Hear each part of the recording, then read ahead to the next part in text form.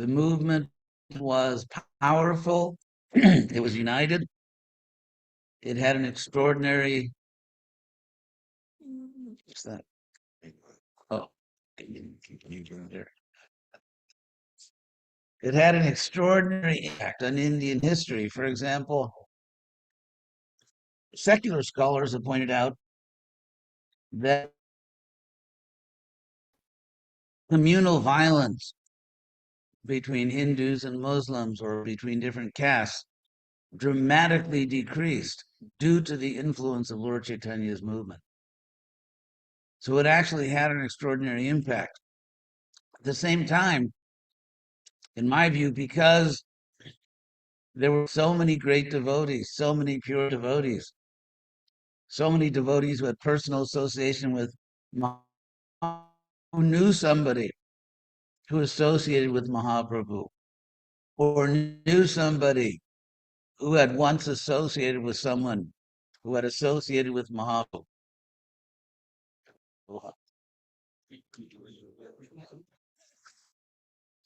So it was powerful, united movement of great devotees. And I think probably because there were so many great devotees, they didn't need to be managed very much. Ratio, I would say the less people are Krishna conscious, the more they need to be managed. And the more people are Brahminical, Brahmins don't need to be managed. They simply need to be like, could you please do this or whatever. Brahmanas in the Vedic culture, if there was a need. So, as we know, I think it's not difficult to make a historical analysis as the generations passed and as Lord Chaitanya's movement distanced from these first generations that were so advanced, that were these great liberated souls, started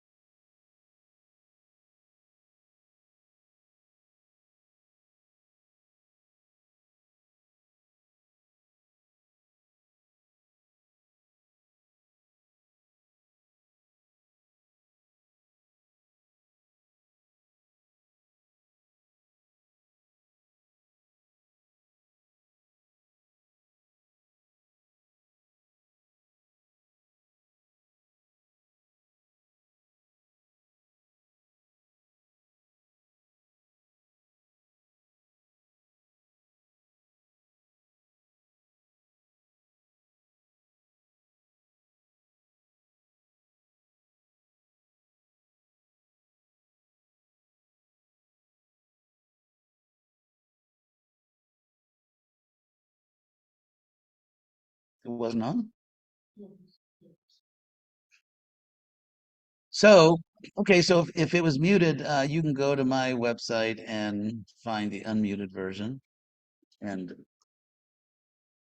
the second day in a row, they forget to unmute the, anyway. So, um, so divide and conquer. Without the Protestant Reformation and the dividing of Europe into many different religions and theologies, it was unimaginable there could be an ISKCON movement in the Western world. In fact, America was founded by people who wanted religious freedom, who wanted the freedom to follow their own religion. That's why they founded America. So, so all these things were happening. The seeds or the early stages of all these things took place when Lord Chaitanya was on the earth.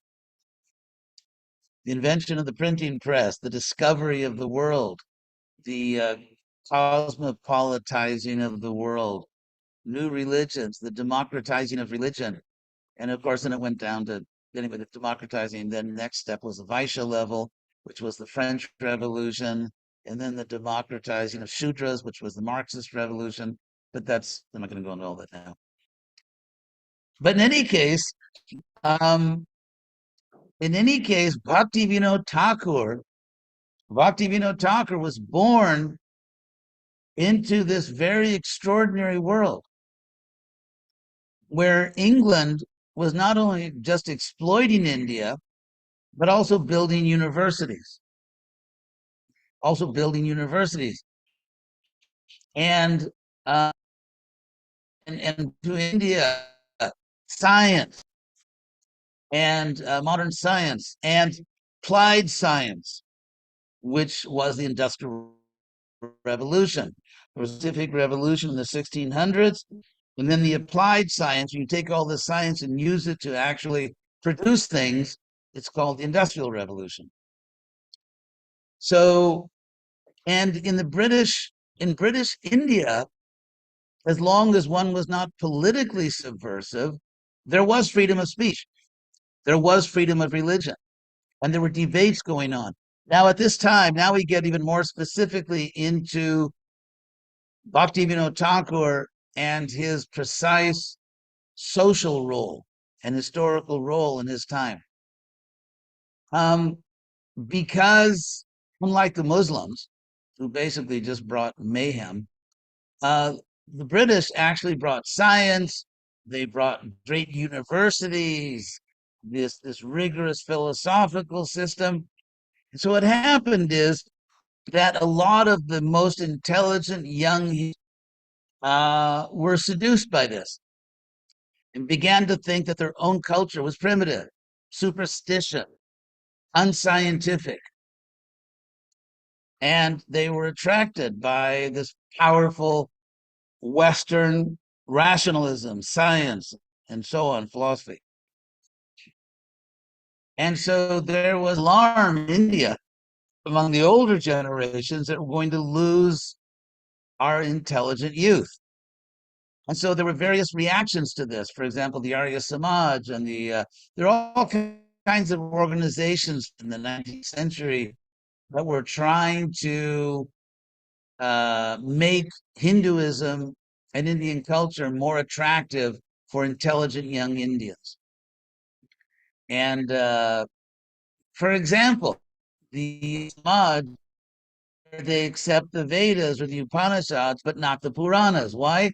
Because the Europeans made a criticism that the Upanishads are interesting because it's sort of sophisticated theology and it's, or the Vedas, but the Puranas are hopeless.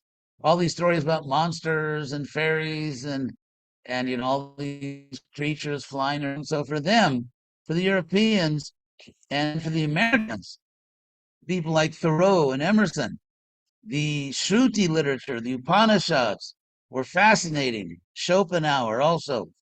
But the Puranas were hopeless mythology.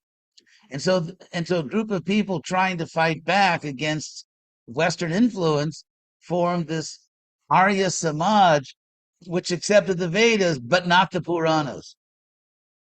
In other words, they bought into this story coming from Europe, and so redefined Hinduism as, yeah, it's really about the Upanishads and the Puranas, or yeah, we all these different attempts to counter Western influence. Bhaktivinoda Thakur was right in the middle of this. In fact, if you read English literature, Niger, uh, they had a term which was good society. Good society meant basically you're not a Shudra, you see, and you're a person. You're not sort of a lower class Shudra or a crude Vaishya, but actually you're an educated, respectable person. So educated, respectable people they called good society. And so in India, because the capital of the British presence in India was Calcutta, and Calcutta was the intellectual center of India among Indians. And so they literally translated this term good society, which in Bengali was Tralok, which means good society. Bhakti Vinod was in that, that's the belonged to. In fact, he even is recorded in history as one of the prominent people in that group. So that's who Bhaktivinoda Thakur was, from looking from outside, like where did he fit in to the social structure? And he admits in some of his writings that he was one of the intelligent young Bengalis seduced by Western culture. He too began to think the literature that we have to be modern, we have to be scientific. I mean, imagine, let's say someone grows up in somewhere in Mississippi and is fanatical, born again, basically, not that educated, not, poor, uneducated, living very simply, and, having revivals, hooping and hollering, or snake handlers. And then, the son from that family, let's say, gets a scholarship to Harvard. And he goes there and he looks back at his little town in Mississippi and thinks, Jesus Christ. He thinks that, it's a great embarrassment. It's great embarrassment. That's exactly the community that Bhaktivinoda Thakur belonged to.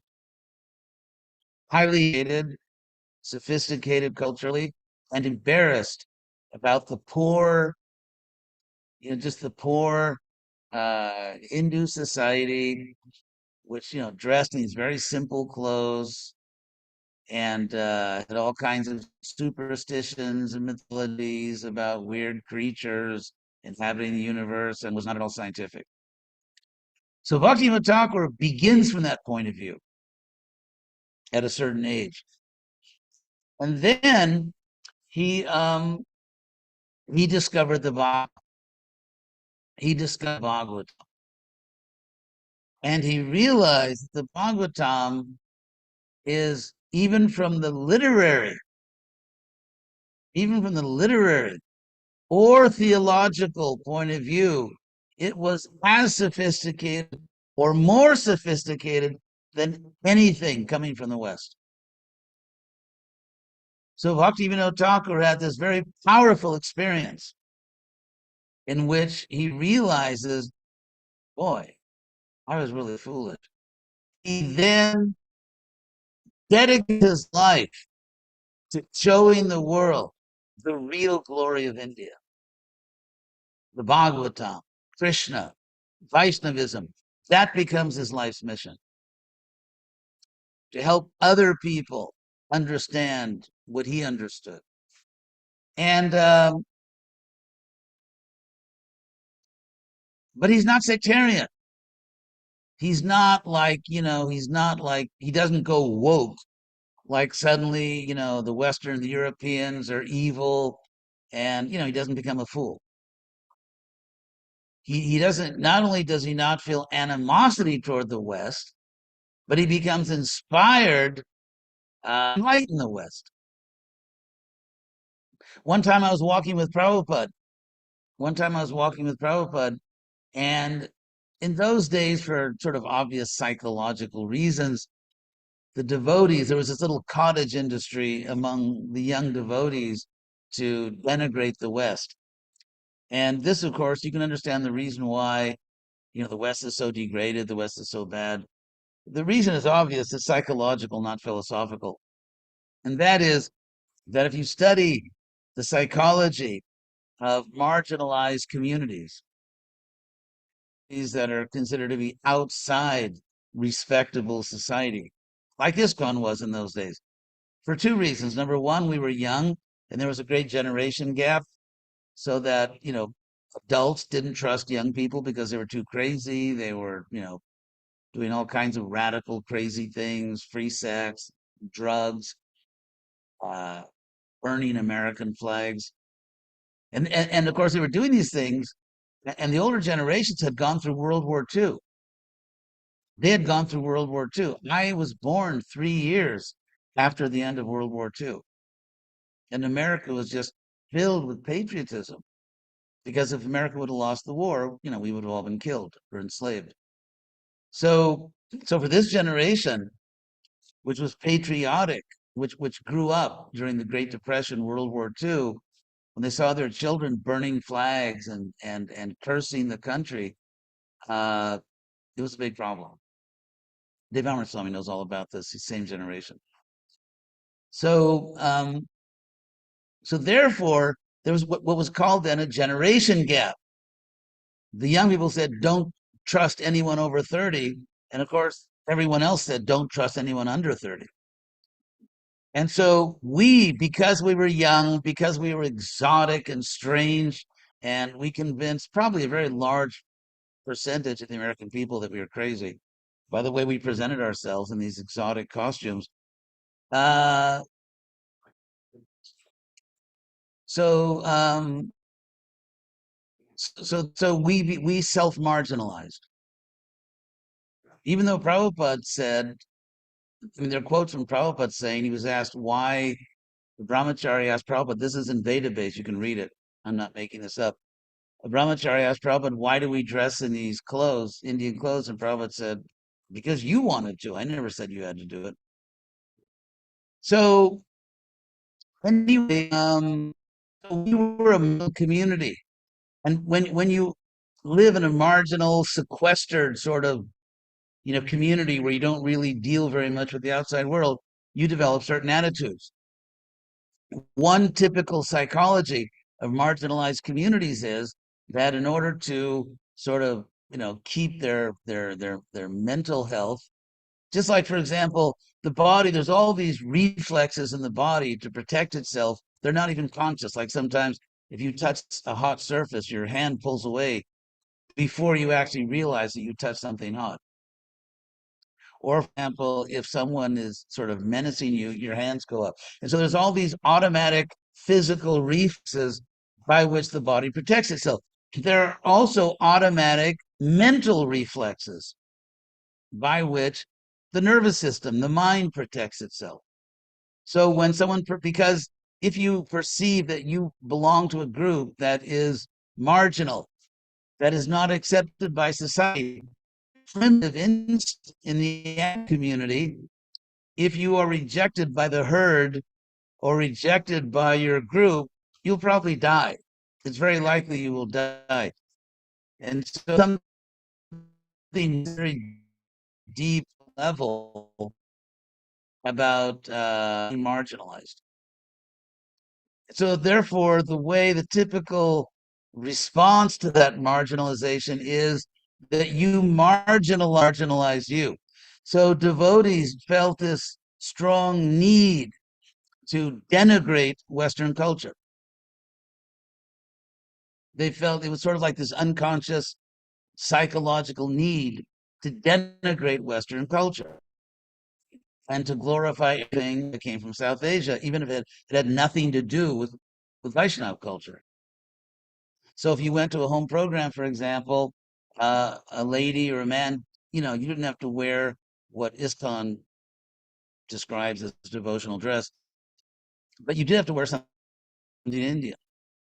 It could it could be a Punjabi, it could be, this or that. And even if it was Muslim, it just had to be Indian.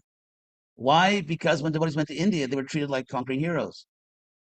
In India, because they have this culture, because they have this awareness of Krishna, the response, the treatment of devotees in India was exactly the opposite of the West. Whereas in the West, we were, bullied and looked upon as something weird and crazy. In India, it was exactly the opposite. So psychologically, the devotees uh, embraced everything Indian, Vaishnava or not, and felt a need to denigrate the West. So, so an example of this, and I just wanted to give a bit of a background because it's philosophical. So one time we were walking with Prabhupada in Rancho Park in Los Angeles, which was the park of my youth and childhood, which was amazing, walking with Prabhupada past the tennis courts and the Little League baseball diamonds. It was anyway. So we were walking with Prabhupada, and so one brahmachari was there was kind of like this thing that the young devotees would do. They would always, because for most of the devotees in ISKCON, the morning walks were practically the only chance they had in their life to speak to Prabhupada. The movement grew so fast, it was impossible for Prabhupada to speak with everyone. Morning walk was their one chance to actually have a personal contact with Prabhupada. And so one common thing was that devotees would bring to Prabhupada's attention all the latest evidence of the utter deprivation and degradation of the Western world in Kali Yuga. Because it was like the more you can denigrate the West, the more their rejection of Islam powerless, the more necessary we are. So, for example, I mean, I've heard Sunday feast classes where the devotees say, yes, and in America, the crime is increasing every day at a time when crime was actually decreasing every day. But it didn't matter. That was the narrative. So anyway, we're walking with Prabhupada, and this sort of brahmachari came up and said, Prabhupada, he was a book distributor. Prabhupada, the Americans are so demonic and they're so materialistic. And Prabhupada stopped him and said, no. He said, they're not bad. They're good people. They're simply ignorant. You just have to teach them. So here you had this interesting thing because, as we know, so many crimes and even, let's say, murders are crimes of passion. And so civil wars are often the most vicious, or in a family when people in the same family turn against each other. So when young American devotees felt rejected and denigrated by their own country, they responded with this violent, everything was bad. So it's interesting, actually.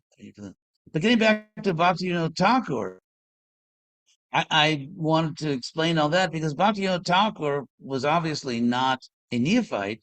He was an eternally liberated soul.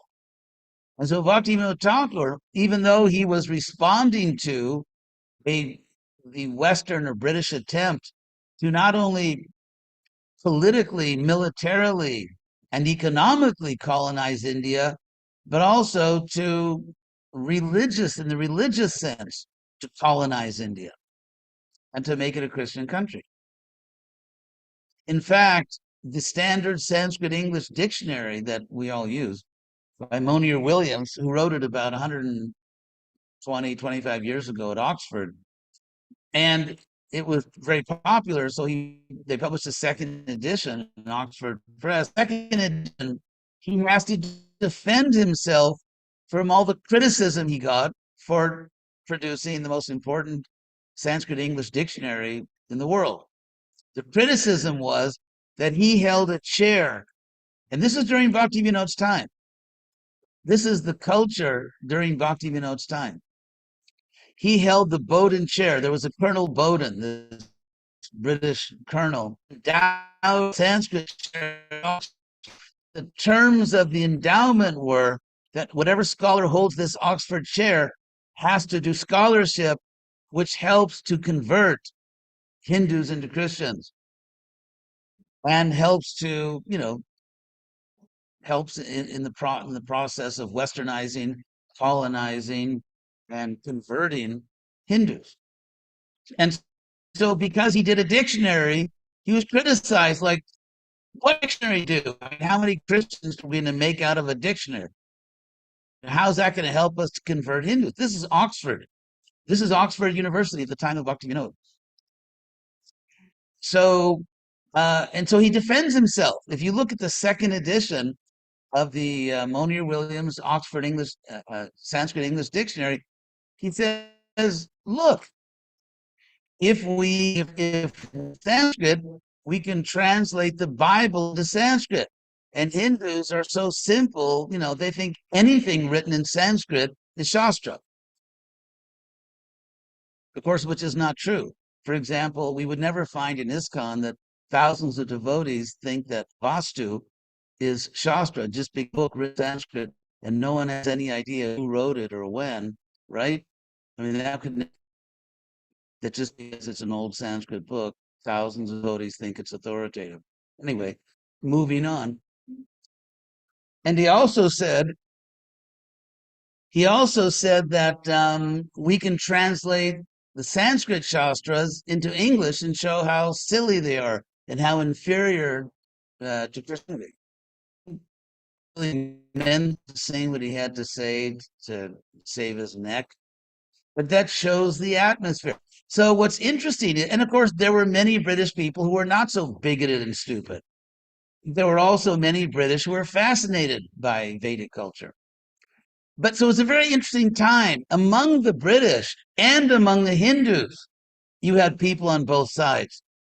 There were Hindus that went to London and thought, I'm never going back to India. And there were British people that went to India and said, I'm never going back to England. So, I mean, there were majority positions, but all this was going on. It was an incredibly interesting time in history. And Bhaktivinod Thakur was right in the middle of all of this. He was right in the middle. Ultimate, he edited his life. Bhaktivinod Thakur that first had the vision that Lord Chaitanya's movement is meant for the whole world. It's not just meant for India, and certainly not just meant for Hindus. It's meant for the world. This is a war. Thakur. And he understood that in this age, we have to institutionalize. There has to be a legal institutional structure. There have to be directors. There have to be bylaws. It was Bhaktivinoda Thakur that, because anyway, so he was the one that brought Lord Chaitanya's movement intellectually into the modern world. And he sent books to Western universities, and he inspired his son, Bhaktisiddhanta Saraswati Thakur, and they worked together. And then Bhaktisiddhanta took it to the next stage. Because what Bhaktisiddhanta added was ashram, brahmacharis, sannyasis. Or you could say mobilized directly powerful preaching mission with full-time preachers. And then Prabhupada obviously took it to the next stage.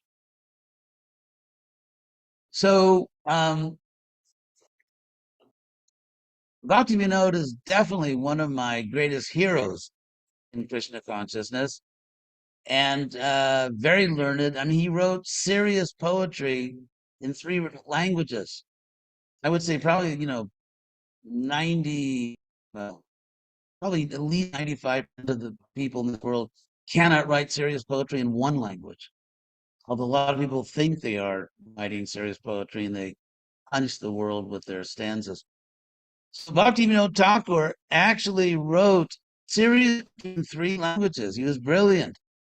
He had a heart of gold, as you hear his songs, his profound humility, his profound compassion, clearly a soul totally free of false ego. Absolutely, to have all these qualities, to be a magistrate, a judge under the British, highly educated. He had resources. He was not poor, highly respected in society, a great acharya, and yet incredibly humble, incredibly humble. And so anyway, that's Bhaktivindoda Thakur. And Krishna West, which, my latest nefarious deviation in the Hare Krishna movement. Krishna West is obviously inspired by these great acharyas, by these great acharyas. So, perhaps I'll stop there, see if there are any questions on these points.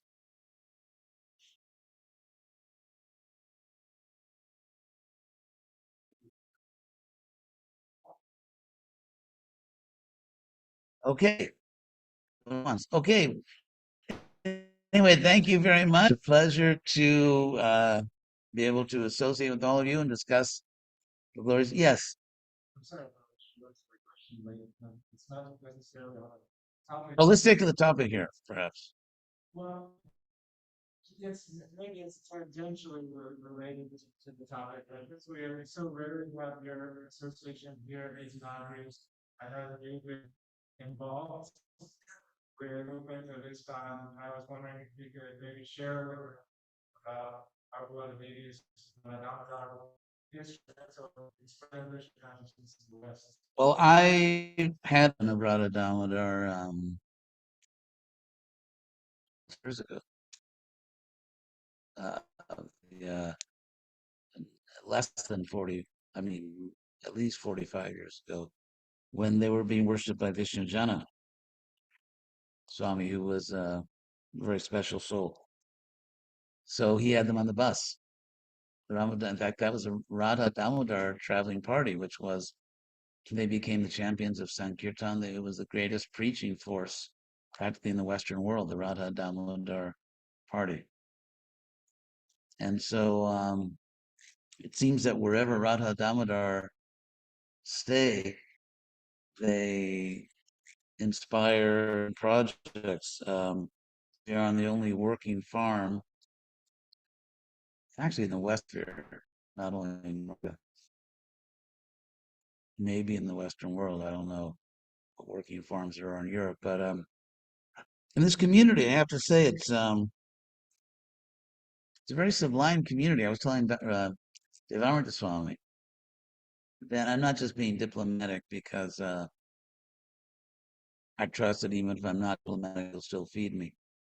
But actually, it is an extraordinary thing, and very nice with the quality of the interaction between the devotees, which is a real measurement. Also, this is not insignificant, the paved roads. That's a, it's really, I feel like, oh my God, civilization. So, so it really is, it's a beautiful, very nice, loving devotees. And again, under the watchful eye of Radha Damodar. So it seems like Radha Damodar had an extraordinary power to inspire important devotional service. So I'll say that. Yes. I'm curious about extending on this largely to society. Yes. You said that largely society neurologically. Are what? They're affected, they can be affected neurologically. Yes, psychologically, right. Psychologically, neurologically.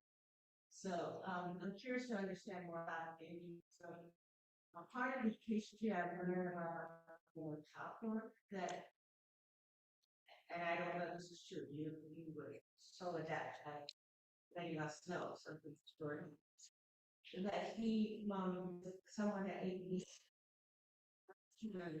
I don't really know about his previous life. that much before he received. I mean, most of the great vast majority of devotees in the Western world were meat eaters before they came to Lord Chaitanya. Of course, we're not on the level of Bhaktivindoda Thakur, but I don't know the details. I don't know the details, but he certainly manifested himself as a great acharya. But I don't know. I haven't really studied that much those things. So can you expand a little bit on what you meant when you made us? About what? That statement you made. You can give me the making conceptual marginalization and let's call it. Well, for example, when I was a young devotee, um, it was very common. Every time you got out on the street, people would, ridicule me or curse me, or like, or they, offered to me uh, some typical mudras,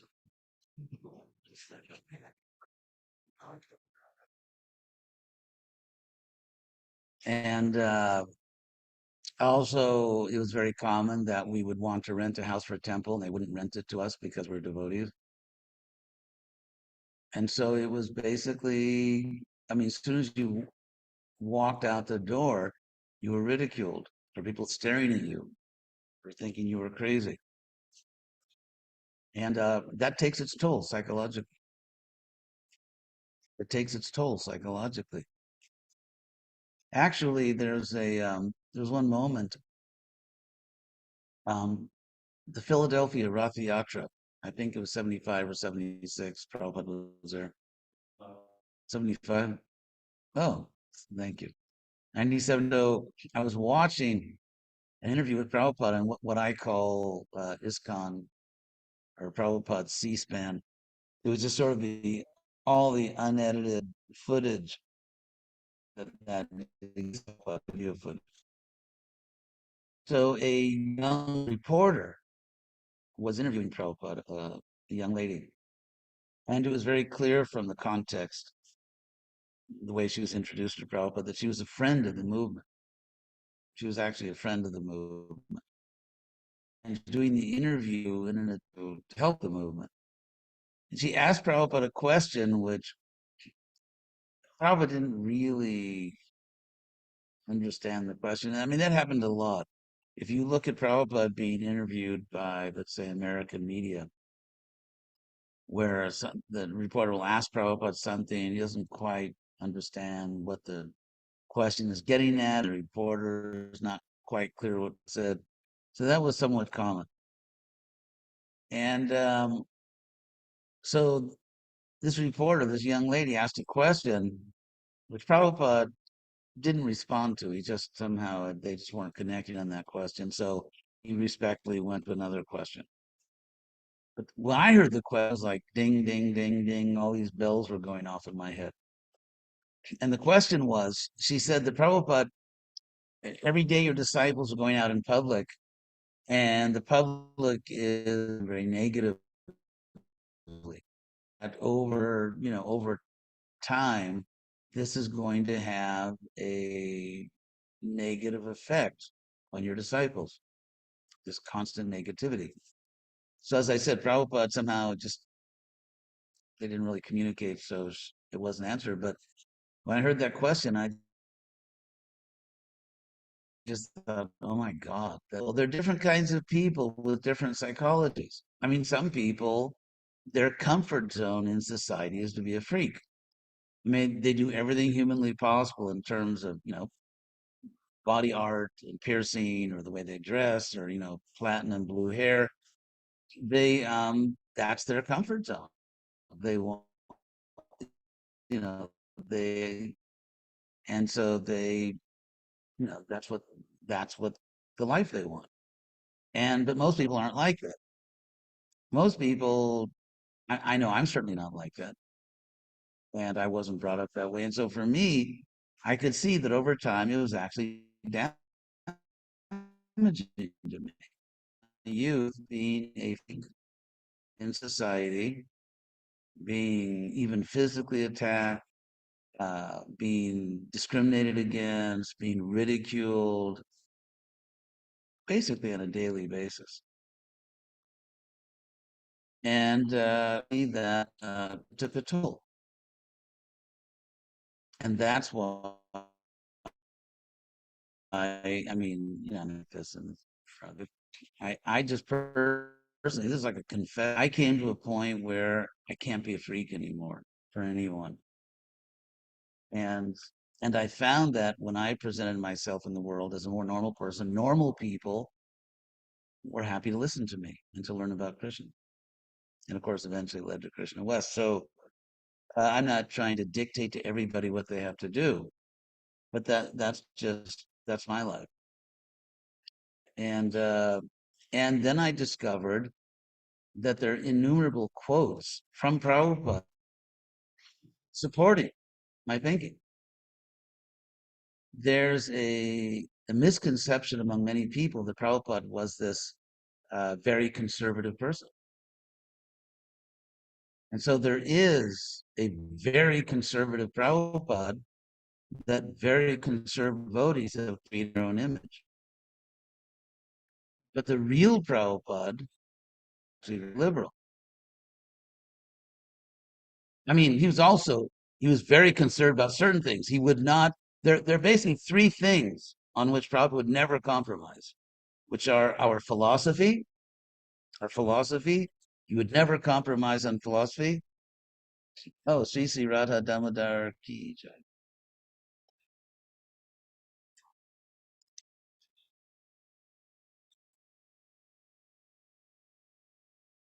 Prabhupada would not compromise on philosophy, not compromise on our basic sadhana, our spiritual practice,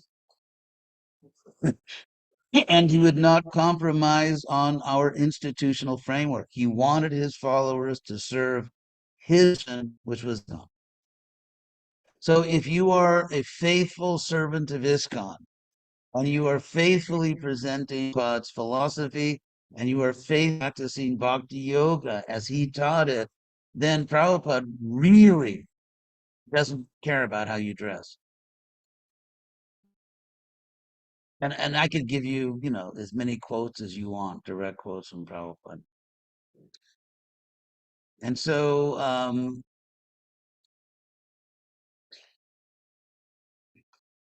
Bhaktivinoda Thakur is the first great innovator. I mean, the first great innovator is Lord Chaitanya himself, who renamed Vedic culture. And, you know, Lord Chaitanya took this huge sprawl and he said, this is the point, this is the practice for this age. So the first great innovator was Lord Chaitanya, but they're in the modern world, Bhaktivinoda Thakur. And Prabhupada took it, you know, his guru, and then he took it to the next level. So if you look at the history of Vaishnavism, the history of adaptation, at the same time preserving everything which is essential. Everything essential must be preserved without compromise, and everything which is just devotional detail has to be adapted. A distinction made by Rupa Goswami in chapter 6 of the Bhakti Rasamrita Sindhu, and which Prabhupada teaches.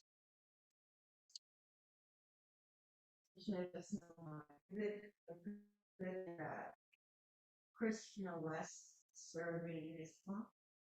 Of course. It always has been. The fact that so many people about that, I think, is a very telling commentary on the psychology of people in small scale societies where everyone kind of has to be a carbon copy of everyone else.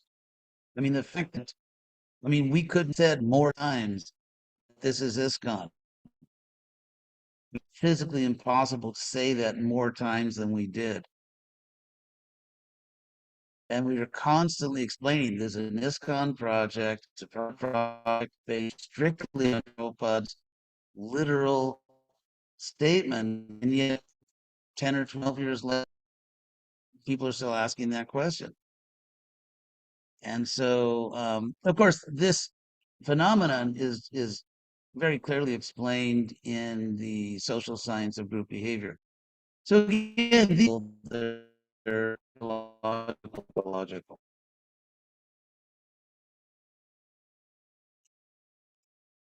Anyway, thank you all very much for your patience. And again, it's a pleasure to be able to speak to you. I'd like to personally and publicly thank Devamrita Swami or for the extraordinary service he's doing. And of course, Dhruva and Parijata and all the devotees here. It, it really is, I think, one of the nice communities in the Western world in this one. So I hope I didn't get myself in too much trouble, and Hare Krishna.